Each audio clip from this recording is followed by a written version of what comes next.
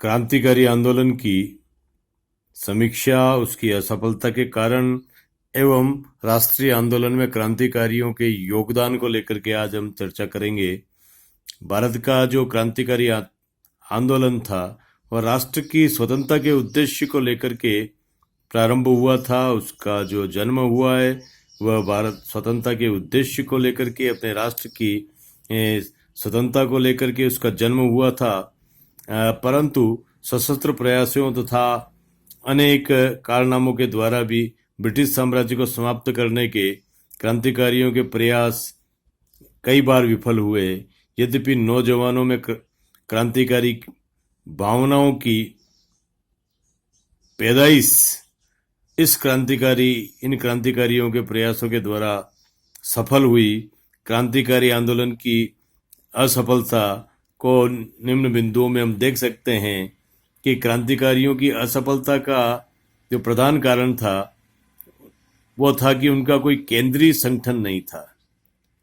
केंद्रीय संगठन के अभाव में विभिन्न प्रांतों के क्रांतिकारियों की गतिविधियों में किसी प्रकार का कोई आपसी सहयोग नहीं था और न कोई तारतम्य था और न ही आपस में कोई समन्वय स्थापित हो पाया था। विभिन्न प्रांतों में कार्यरत क्रांतिकारी अपने अपने क्षेत्र में अलग अलग समय में क्रांतिकारी आंदोलन का संचालन कर रहे थे। इनमें एक योजना का अभाव देखने को मिलता है। अतः इस योजना विहीन क्रांतिकारी वारदातों से शक्ति संपन्न ब्रिटिश सत्ता का अंत संभव नहीं हो पाया। क्रांतिकारियों की कार्यवाहियों का भारतीय समाज के अत्यंत ही छोटे वर्ग को समर्थन मिला, उसे लोकप्रियता नहीं मिली, उसे जनसाधारण या अथवा मध्यम वर्ग का सहयोग प्राप्त नहीं हुआ। यही नहीं, उस समय के एकमात्र संगठन कांग्रेस जैसी संस्था का भी उसे समर्थन नहीं मिला। समाज का उच्च वर्ग हिंसा के नाम से घबराता था और खुले रूप में क्रांतिकारियों का विरोध करता था। उच्च वर्ग के नेताओं ने सरकार को क्रांतिकारी विचारों को दबाने का परामर्श दिया। हत्या, डकैती, लूट, तोड़फोड़ आदि की दृष्टि को देखते हुए सुरेंद्रनाथ बनर्जी और आशुतोष मुखर्जी जैसे नेताओं ने तो सरकार अंग्रेजों को क्रांतिकारियों का दमन करने के लिए कठोर कदम उठाने का भी आग्रह किया था। यद्यपि क्रांतिकारी आंदोलन में साधारण मध्य वर्ग के शिक्षित नवयुवकों ने भाग लिया था, लेकिन इन नवयुवकों का जनता पर कोई विशेष प्रभाव नहीं था। अतः ये नवयुवक साधारण जनता का सहयोग प्राप्त नहीं कर सके, समर्थन प्राप्त नहीं कर सके। जनसाधारण के सहयोग के बिना कोई भी क्रांति अथवा आंदोलन सफल नहीं हो सकता है। इसका प्रमाण ये क्रांतिकारी आंदोलन थे। यद्यपि क्रांतिकारी नेताओं ने अपूर्व साहस और उत्साह एवं अपनी मातृभूमि की स्वाधीनता के लिए अपने प्राणों के बलिदान तक दिए, लेकिन इन सब चीज़ों के होने के बावजूद भी उनके पास साधनों का जो अभाव बना रहा और इस साधनहीनता के कारण उनको असफलता प्राप्त हुई। इस वजह से बड़ी कठिनाई के शास्त्र वे अस्त्र शस्त्र जुटा पाते थे। उन्हें गुप्त रूप से कार्य करना पड़ता था, जबकि सरकार का खुफिया विभाग इतना जागरूक था कि क्रांतिकारियों की अधिकांश गतिविधियों को तुरंत ही सरकार को बता दिया जाता था और सरकारी कार्यवाही करके इन क्रांतिकारियों की योजना पर पानी फिरा दिया जाता था। भारत के सबसे प्रभावशाली राजनीतिक संस्था भारतीय राष्ट्रीय कांग्रेस थी और उसमें उदारवादी नेता जो सरकार से सीधी टक्कर लेना उचित नहीं समझते थे और वे अहिंसात्मक आंदोलन के पक्ष में थे। बाद में गांधी जी के लोकप्रिय नेता के रूप में बनने का कारण भी उनकी यही नीतियां थी। क्रांतिकारियों के प्रति सहानुभूति रखना तो दूर रहा, उल्टे उन्होंने क्रांतिकारियों की गतिविधियों का विरोध भी किया, क्योंकि वे अहिंसा के सिद्धांत को लेकर के इस आंदोलन को चला रहे थे। क्रांतिकारियों को कांग्रेस की सहानुभूति भी प्राप्त नहीं हो सकी। यह बात दूसरी है कि कई कांग्रेसी नेता इन्हीं क्रांतिकारियों का यशगान करने में सबसे आगे रहे।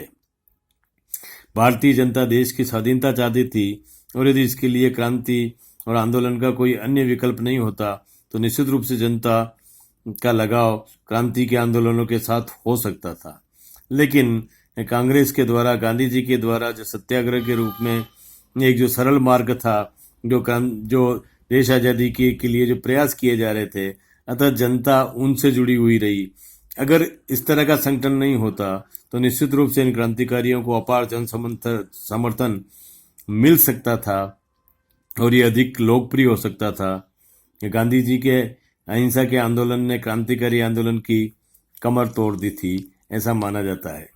क्रांतिकारी आंदोलन की असफलता का सबसे अधिक महत्वपूर्ण कारण सरकार के कठोर दमन की नीति को भी माना जाता है कि 1907 में सार्वजनिक सभाओं पर प्रतिबंध लगाना, विद्रोही सभा अधिनियम पारित कर फौजदारी कानून को अधिक कठोर बना देना, 1908 और 1910 में प्रेस अधिनियम द्वारा समाचार पत्रों पर प्रतिबंध लगाना, 1911 में सभाओं पर नियंत्रण रखने के लिए अधिकारियों को द्वारा अस्त्र शस्त्र प्रयोग करने का अधिकार दे देना, पकड़े गए क्रांतिकारियों को आजीवन कारावास, देश निर्वासन, फांसी की सजा आदि ऐसी कठोर सजाएं दी जाती थी। तो इस नीति के कारण क्रांतिकारियों का जो आंदोलन थे उनका लगातार दमन हुआ, उन्हें अधिक सफलता प्राप्त नहीं हो सकी। क्रांतिकारियों की असफलता का कारण समय समय पर अपने ही द्वारा किए जाने वाला आपसी मनमुटाव भी था। देशद्रोही भी सरकार के पुरस्कार की लालसा रखकर क्रांतिकारी योजनाओं को सरकार को बता देते थे। उसके कई उदाहरण हमें इस आंदोलन में देखने को मिलता है। चंद्रशेखर आजाद की हत्या करवाने में उन्हीं विश्वास पात्र साथियों का योगदान रहा था। राष्ट्रीय आंदोलन में क्रांतिकारियों के योगदान को लेकर के यह माना जाता है कि राष्ट्रीय आंदोलन में क्रांतिकारियों का विशेष भूमिका नहीं थी, क्योंकि कभी कोई उन्हें सफलता प्राप्त नहीं हुई। परंतु ऐसा मानना इस आंदोलन के प्रति अन्याय करना होगा, क्योंकि सफलता ही एकमात्र कसौटी नहीं होती।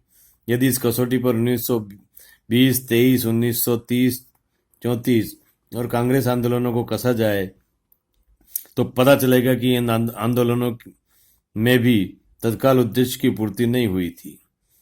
स्वयं गांधी जी के कई आंदोलन इस तरह के थे जिन्हें की प्रारंभ तो किया गया लेकिन उन्हें वापस लेना पड़ा, और उनका कोई विशेष प्रभाव भी विदेशी अंग्रेजी सरकार पर देखने को नहीं मिला।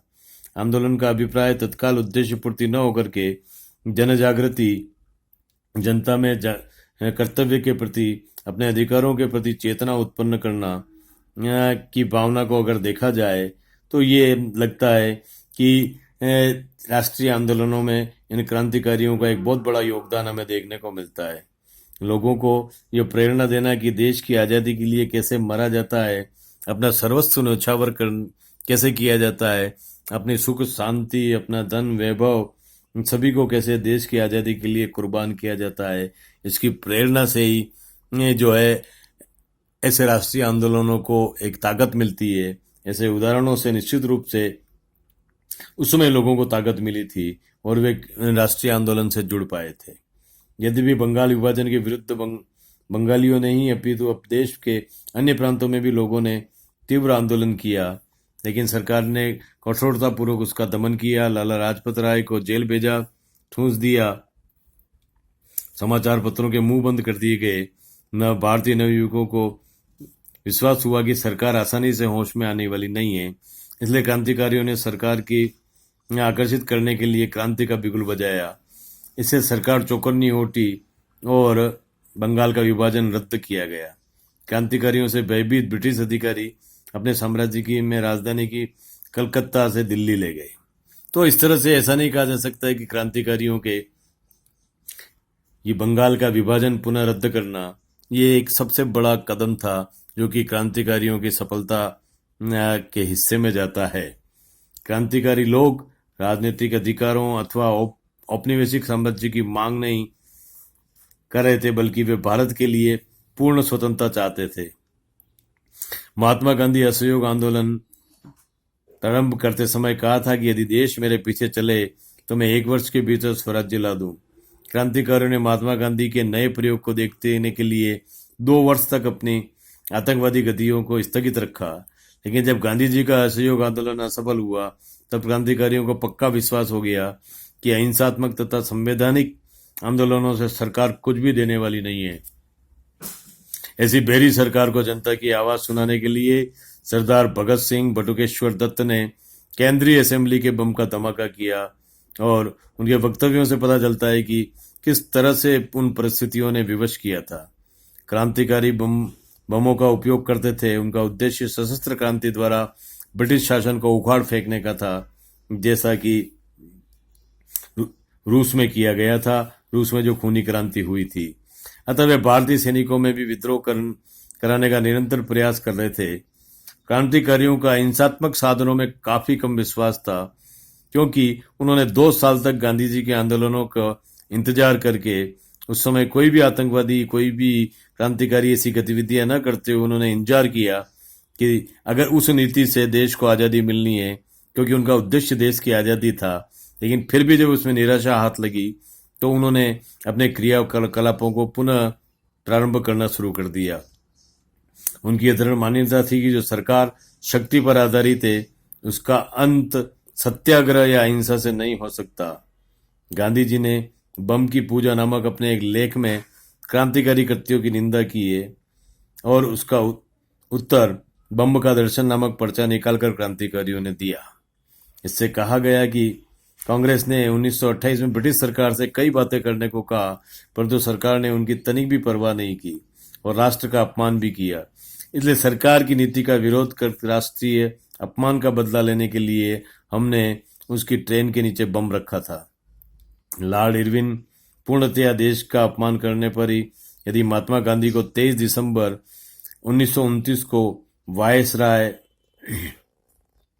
मुलाकात होने वाली थी, इसलिए हमने उस दिन वायसराय की ट्रेन के नीचे बम रखा ताकि महात्मा गांधी की वायसराय से मुलाकात न हो। वायसराय के बचने पर अब मुलाकात का भी लाभ हुआ। स्वशासन, औपनिवेशिक स्वराज्य, आत्मनिर्णय का अधिकार आदि मांगे गुलामी की निशानी है।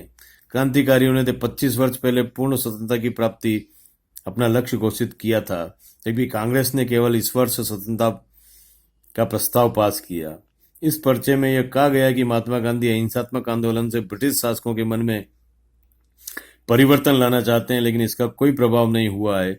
अतः प्रेस और अहिंसा से ब्रिटिश जाति को जीतने की आशा व्यर्थ है। महात्मा गांधी और क्रांतिकारियों की गतिविधियों का अध्ययन करने से यह स्पष्ट हो जाता है कि गांधी जी ने जनता में जागृति फैलाने का कार्य किया, जबकि क्रांतिकारियों ने जनता में जागृति और क्रांति दोनों लाने का कार्य किया। यद्यपि कांग्रेस क्रांतिकारियों की हिंसात्मक गतिविधियों की घोर विरोधी थी, लेकिन पट्टाभी सीतारामैया की लिखी पुस्तक कराची में कांग्रेस अधिवेशन के समय सरदार भगत सिंह का नाम भारत में उतना ही लोकप्रिय हो चुका था जितना गांधी जी का। इसलिए कांग्रेस ने भगत सिंह, राजगुरु और सुखदेव के बलिदान की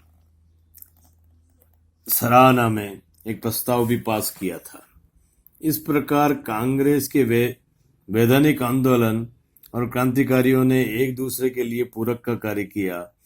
ब्रिटिश सरकार इन क्रांतिकारियों से बहुत घबराती थी, अतः चाहती थी कि लोगों का झुकाव क्रांतिकारी आंदोलन की ओर न हो। इसलिए वे लोगों को राजनीतिक अधिकार देने उन्होंने प्रारंभ किए, ताकि लोगों का क्रांति से विश्वास उठ जाए और वे क्रांतिकारी आंदोलनों को समर्थन न दें। तो ये ब्रिटिश सरकार के अंदर जो भय पैदा करने का कार्य है, और जिसके द्वारा कांग्रेस के आंदोलनों को कुछ प्रारंभिक सफलताएं मिली, इसमें उन क्रांतिकारी आंदोलनों का ही योगदान माना जाता है। अगर उन आंदोलनों का दबाव नहीं होता तो कभी भी इस तरह से अंग्रेज कुछ राजनीतिक अधिकार जारी करना प्रारंभ नहीं करते। वैधानिक आंदोलन कुचलने के लिए भारतीयों पर अमानवीय अत्याचार करती थी, क्रांतिकारी उसका प्रत्युत्तर भी देते थे। इसलिए सरकार भारतीयों को विभक्त करने के लिए कांग्रेस की कुछ बातें मानकर क्रांतिकारियों को कुचलने की नीति को जारी रखती थी। इस तरह हम देखते हैं कि प्रत्येक क्रांतिकारी ने अपने लिए फांसी के तख्ते पर झूलते हुए अद्वितीय साहस एवं प्रसन्नता प्रकट की। बलिदान की यही भावना आगे चलकर अहिंसात्मक आंदोलन की सफलता के लिए उत्तरदायी मानी जाती है। जैसा कि कहा गया है कि हमारी जाति की मुरझाई हुई मनोवृत्ति पर शहीदों के खून की वह वर्षा काफी उत्तेजक सिद्ध हुई। जिस वंदे मातरम के कहने पर लोग मारे जाते थे, वह जन आंदोलन जब एक स्वप्न था, उस जमाने में उन लोगों ने तो हिम्मत की, उसे कोई भी मूर्ख कायर भले ही छोटा बताए, किंतु हमारी जाति के मन पर उसका जो असर पड़ा है वो बहुत ही महत्वपूर्ण था। देखते हैं कि क्रांतिकारियों ने भारत के राष्ट्रीय आंदोलन में अपूर्व योगदान दिया, किंतु ये बात अलग है कि इतिहास लेखकों ने उनके साथ न्याय नहीं किया। इसीलिए भारत में स्वतंत्र संग्राम और क्रांतिकारी आंदोलन में उन वीरों की भूमिका का पुनः देखने की आवश्यकता है। देश के लिए सर्वस्व बलिदान करने वाले, फांसी पर झूलने वाले, अनेक यातनाएं पाने वाले, जेलों की में अनेक अंग्रेजों की बर्बरताओं को सहन करने वाले इन नवयुवकों ने भारत में क्रांति फैलाने और अंग्रेजी साम्राज्य के विरुद्ध संघर्ष करने के जो एक जज्बा भारत के सामने रखा था, वह उसका मूल्यांकन इतना कम शब्दों में नहीं होता है। वस्तुतः क्रांतिकारी आंदोलन के अभाव में वैधानिक आंदोलन की सफलता संदिग्ध थी। इसीलिए भारतीय राष्ट्रीय आंदोलन में क्रांतिकारी आंदोलन का उतना ही वैधानिक महत्व है जितना कि अन्य अहिंसात्मक आंदोलनों का है। इस तरह हमें इन दोनों आंदोलनों को एक पूरक के रूप में देखना चाहिए। लेकिन कितनी बार ये कहा जाता है कि जो कांग्रेस का जो मंच था उसको अंग्रेजों ने एक सेफ्टी वॉल की तरह से यूज किया था, जहां पर भारतीय जनता का एक असंतोष उसके द्वारा निकल जाता था और असंतोष निकालने के लिए कांग्रेस का उपयोग होता था। और वह संतोष को निकालने के लिए इसलिए उसका उपयोग किया जाता था कि कहीं क्रांति के द्वारा, खूनी क्रांति के द्वारा, सशस्त्र क्रांति के द्वारा भारतीय लोग अपनी स्वतंत्रता को न मांग बैठे। इसका भय लगातार अंग्रेजों को लगा रहता था। इसलिए हम देखते हैं कि कितनी बार ऐसा आभास होता है कि ये जो वैधानिक संगठन जो स्वतंत्रता के लिए कार्य कर रहा था, उस संगठन ने क्रांतिकारियों का अगर सहयोग किया होता तो एक इतिहासकार के नाते मेरा मानना है कि जो आज़ादी हमें 1947 में मिली थी, वो आज़ादी हमें उसके 30 साल पहले भी हमें आज़ादी प्राप्त हो सकती थी। अगर इसको, इस सिक्के को इस पहलू से देखा जाए कि क्रांतिकारियों का अगर समर्थन उस समय अगर कांग्रेस करती तो वो जो एक अपार जन समर्थन कांग्रेस को मिला हुआ था, वो सारा जन समर्थन जब क्रांतिकारियों के साथ में जुड़ जाता तो निश्चित रूप से जो भारत की जो स्वतंत्रता है वो पहले प्राप्त हो सकती थी। और आज भी हम देखते हैं कि उन क्रांतिकारियों को जो स्थान मिलना चाहिए वो स्थान आज दिन तक हमें दिखाई नहीं देता है।